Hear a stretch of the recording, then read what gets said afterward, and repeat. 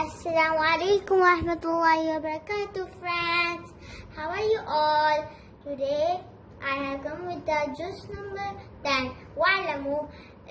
We have finished the 9th juz called al-mala'u, and now we will see which surah it has. See, friends, this is Surah Al-Anfal. It was started in the 9th juz. Now we will see where Surah Al-Anfal ends. Surah Al-Anfal ends at the ruku 6. Inna Allah bi kulli shay'in alim. Surah At-Tawbah starts. It has ayat 129 and ruku 16. It was revealed in Medina and it is the chapter number 9. This surah in the Quran has no Bismillah. Now we will see where Surah Tawbah ends.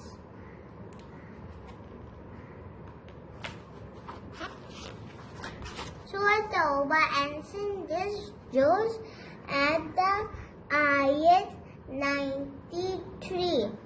وَطَبَعَ اللَّهُ عَلَى قُلُوبِهِمْ فَهُمْ لَا يَعْلَمُونَ. And it will be continued in the 11th juz. See friends, I have written this in my notebook. Juz number 10. وَعَلَمُوا. Surah Al-Anfal ends here. It means the spoils of war.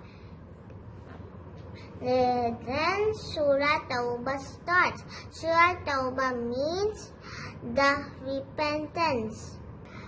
It was revealed in Medina, chapter number 9, ayat 129 and ruku 16. Allah subhanahu wa ta'ala mentions in this surah Battle of Tabuk. This surah has no Bismillah in the starting. People have weak in faith, trust Allah always. Now we will revise the juz name 1 to 10. Alif, laam, meem, sayaqul, tilka rusul, la tanalu, wal muhsanat, la yuhibbullah, wa idha sami'u, walau annana, qala al-mala'u, wa'lamu.